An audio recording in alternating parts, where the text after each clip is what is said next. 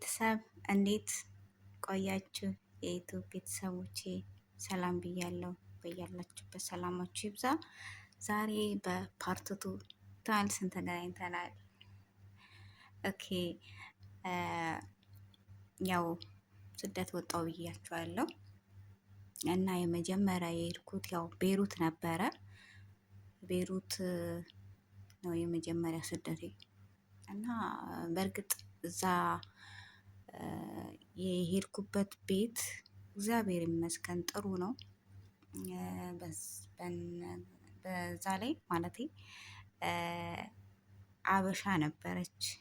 ያው እኔ ቋንቋ አላውቅም፣ በዛ ላይ ያው ልጅ ነኝ እና እዛ የነበረችዋ ደግሞ ትልቅ ናት ከኔ። በቃ ምን ልበላችሁ እናትና ልጅ ነው የምንመስለው እና በቃ እዛ ሄጄ እየሰራሁኝ በጣም ከባድ ጊዜ ነበር ያሳለፉት። እሱ ምንድን ነው ያው ቋንቋም አላውቅም፣ በዛ ላይ የቤተሰብ ፍቅር አለ። ሁሌ በቃ እንትን ይለኛል፣ ይከፋኛል፣ ሆር ነው የሚብሰኝ እና በቃ ምን ልበላችሁ እና ሁለት መንታዎች አሉ። እሷ የእኔ ስራ ድርሻ ሰትዬን ማገዝ ነው። ምግብ፣ ጽዳት፣ ያው ጽዳት ኖርማል ሁሉንም እኔ ነኝ፣ ግን ምግብ እሷ ስትሰራ እኔም እያገዝኳት ማለት ነው እና ለማገዝ ነው የሄድኩት። አንደኛዋ ደግሞ ልጅ እና ልብስ ነው የምተኩሰው። ሌላ አሰራም ሌላውን እንዳለ እኔ ነኝ የምሰራው። ይሄ ሁሉ በእርግጥ እኔ እናቴ ጎበዝ ናት። እኔ ከልጅነቴም ስራ ለምጃለሁ፣ ሁሉንም እሰራለሁ። ባልትና ምናምን እናቴ ጎበዝ ናትና በዛ የተነሳ እኔም ከሷ ብዙ ነገር አስተምራኛለች። እግዚአብሔር እድሜና ጤና ይስጥልኝና እዛ ሄጄ ታዲያ እየሰራው በቃ ቋንቋ አላውቅም። የሆነ ነገር ሲሉኝ በግራ ነው የምመልሰው። በግራ ስላቸው ለምሳሌ እና እንትን የሆነ ነገር ሲጠሩኝ ማለት ነው ሚን የሚባለው እናም እላለሁ። ሚን እናም ማለት ነይ ሲሉኝ ምን ፈለጋችሁ እንደማለት ነው። ከዛ በቃ ልጅቷ ትስቅብኛለች። እኔ ምንም አላውቅም በሰዓቱ እና እሷ በቃ ታሾፍብኛለች። ግን ሰዎቼ ይረዱኛል፣ እግዚአብሔር ይመስገን ይወዱኛል። ስራ ጎበዝ ነኝ። በቃ ያዘዙኝን ስራ እሰራለሁ እና ብቻ ብዙም አልቆየውም። ትንሽ ወደ 2 ወር 3 ወር እንደሆነኝ ቋንቋውን አወቅኩኝ ማለት ነው። ጎበዝ ምናምን አሉኝ እነሱ ራሱ እና ግን ጫና ታበዛብኝ ነበር ልጅቷ። በቃ እነሱ በጣም ነው የሚወዱኝ፣ ግን ያው ቅድሚያ እሷ ስላለች ለእሷ ቦታ ይሰጧታል በደንብ ማለት ነው። ግን እኔን የሚወዱኛል እና በጣም ነው የምትቀናብኝ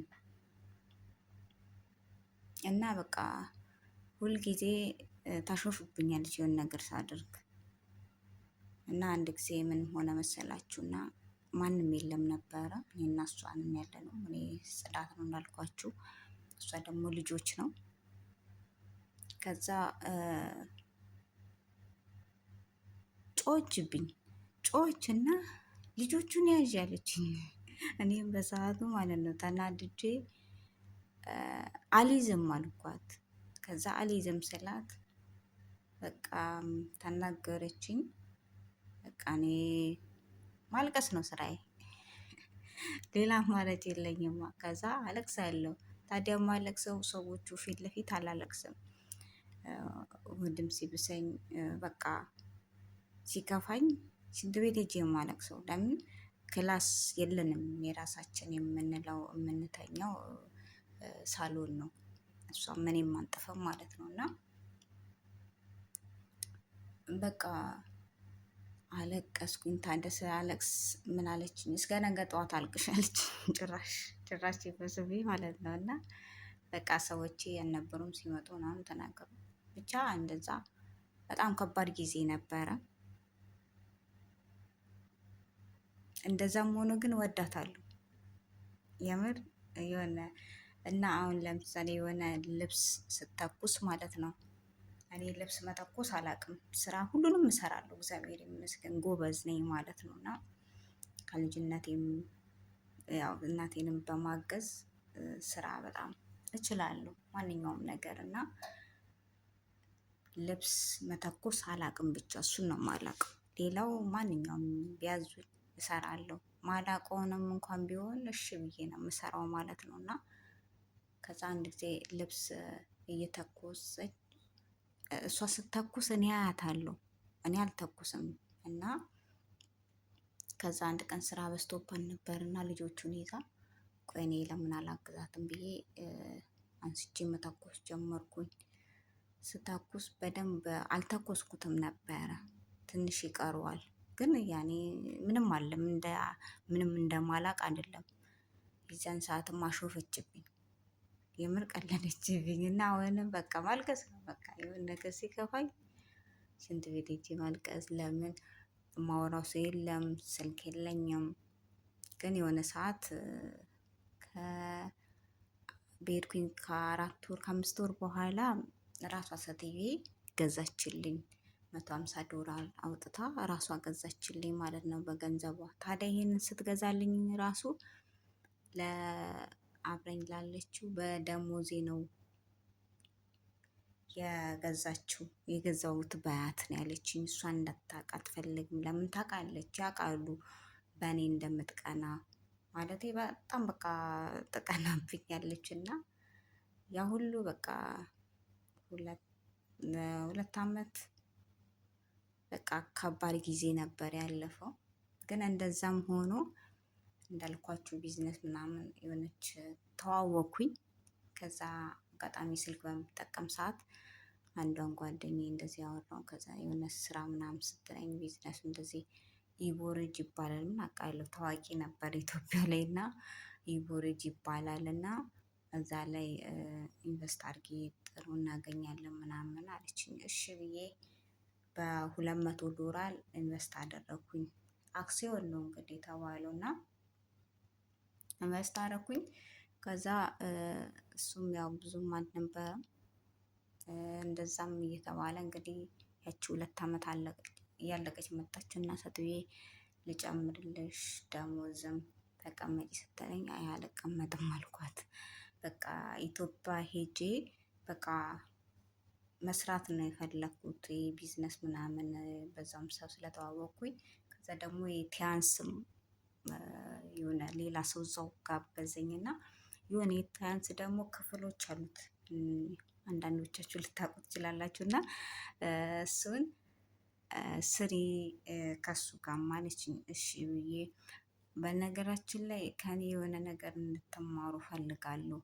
ማለት ሁሉም ነገር የሆነ ሁሉም ማንም ሰው ያዘዘኝን አደርጋለሁ። እሱ መሆን የሌለበት ነገር ነው። ለምን የራሳችን አቋም አለን ማናችንም። ሰው ባለም ብቻ መመራት የለብንም። እና እኔ ብዙ የተመራኋቸውን ነገሮች ስላሉ በእኔ የተወሰነ እንድትማሩ ስለምፈልግ ነው። እና እሺ ብዬ ቲያንሱን ትምህርት ነበረው። ስራ በጣም ቢዚ ነኝ። ግን እንደዛም ሆኖ የእንቅልፌን ሰዓት ትቼ የሆነ መማሩ ነበረ። ያስተምራሉ እናውቃለሁ። እና እሱን ተማርኩኝ። ከዛ አጋጣሚ ደግሞ ኮንትራቴን ጨርሼ ወደ ኢትዮጵያ ለመሄድ ነበር የፈለኩት። እና በቃ ኢትዮጵያ ሲሄድ እከፍልሻለሁ $250 ነው $150 መሰለኝ በዛን ሰዓት እንደዛ ስትለኝ እሺ ብዬ ልክ ልከፍል ስል አንዱ እዛ ውስጥ የሚሰራ አይ አትክፈይ ትከስሪበታለሽ ምናምን አለኝ። እሺ ብዬ እሱን ሰማሁኝ፣ አልከፈልኩም። ግን እንደዛው ሆኖ ሌላ ደግሞ እዛው ፔትሮፔ ነው የሚባለው አለኝ። እና አንዱም እንደዚህ በቃ ቢዝነሱ ማለት ነው ስሪ አለኝ። እሺ ብዬ እዛ ላይ 12,000 የኢትዮጵያ ከፈልኩኝ ማለት ነው። በሰዓቱ ኢትዮጵያም ገባሁኝ። ያቺ 2 አመት ያው ከባድ ጊዜ ነበረች፣ እንደምንም አለፈች። ኢትዮጵያ ገባሁ። ኢትዮጵያ ስገባ ያው ትንሽ ብር ናት የያዝኩት። በእርግጥ ስልክም የነበረው በባንክ ነው። ያው ትንሽ ጨመር የሚለው ጥቁር ባንክ ምናምን ስንልክ ነው። እና በሰዓቱ ደግሞ እኔ ብዙ ማንም አላውቅም እና ሰውዬ ነው ብሩን የሚያስገባልኝ እና ኢትዮጵያ ገባሁኝ። ያንን ብር ከፈልኩኝ። በኢትዮጵያ የሚባለውን ቢዝነስ እየሰራሁኝ ከዛ ኢትዮጵያ ቁጭ ብዬ ብዙም አልተቀመጥኩም። ወደዚህ አሁን ያለሁት ዱባይ ነው እና ወደዚህ ፕሮሰስ ጀመርኩኝ። ታዲያ ወደዚህ ፕሮሰስ ስጀምር በቃ ስራ ስለምወድ መቀመጥን አልወድም እና ከዛ ደብረ ዘይት እንትን ተቀጠርኩኝ። ይሄ እዚህ እስከሚመጣልኝ ማለት ነው። የሆነ እንትን ነው ሆቴል ነው ግቢ መጥረግ፣ እዛ ተቀጠርኩኝ። እዛ እየሰራሁኝ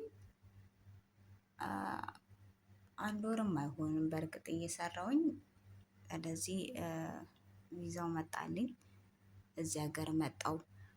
በእርግጥ ማለቴ ቤሩት ላይ ሲሄድ እንዳልኳችሁ ከነ አረብ ሀገር ስወጣ ምንም ይሄን አደርጋለሁ ብዬ ያልኩት አላማ የለኝም። በቃ ከሀገር መውጣት ብቻ ስለሆነ በሰዓቱ እና እዚህ ስመጣ ግን አላማ ነበረኝ። ምንድነው የፈለኩት?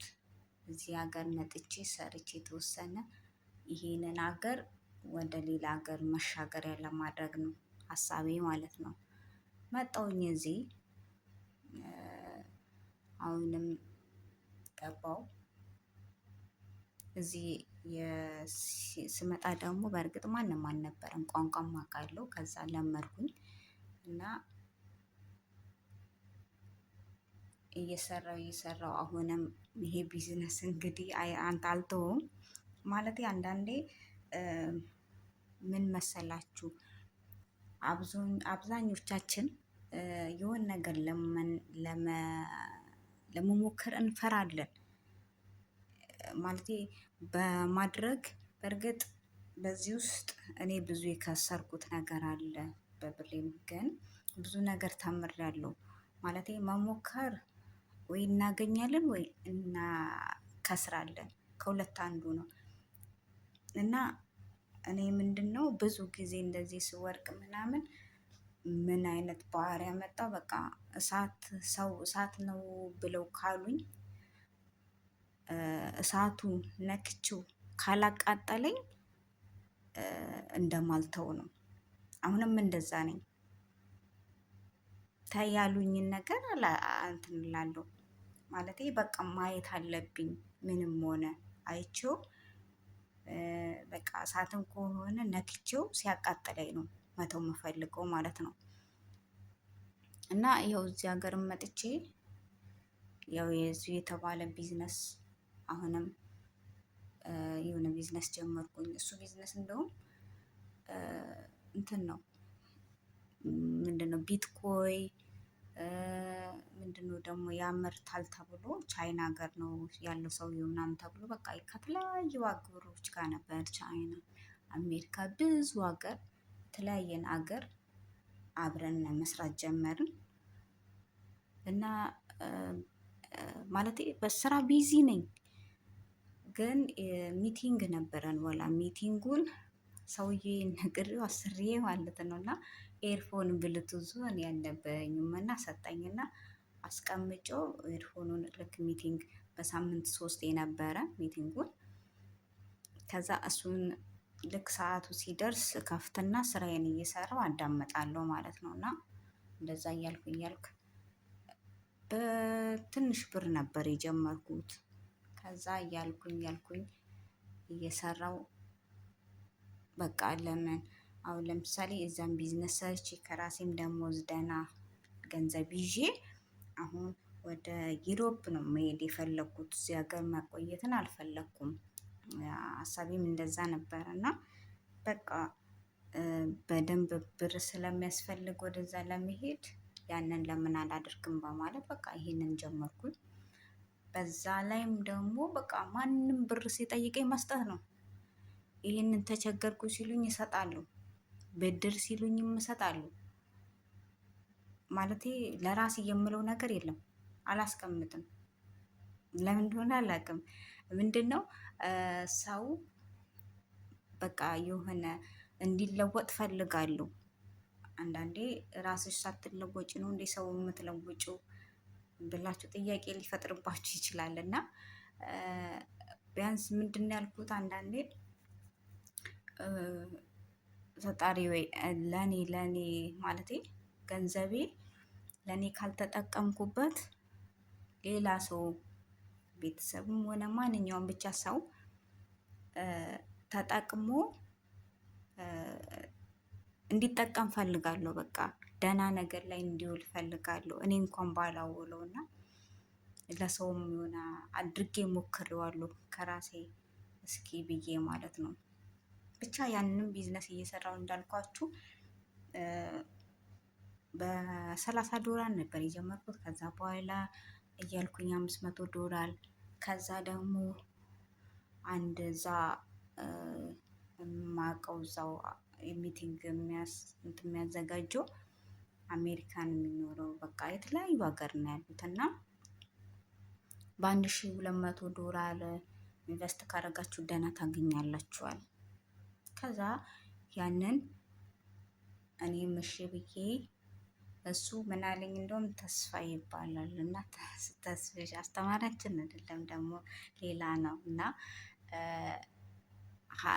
የ1200ውን 20%ን እኔ እከፍልልሻለሁ አለኝ።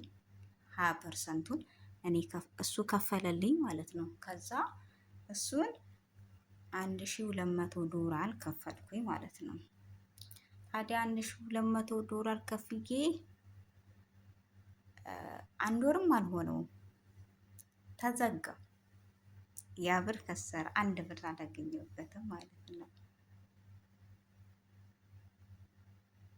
እና በሌላ ቪዲዮ እስከምንገናኝ ስለነበረን ቆይታ አመሰግናለሁ። ባይ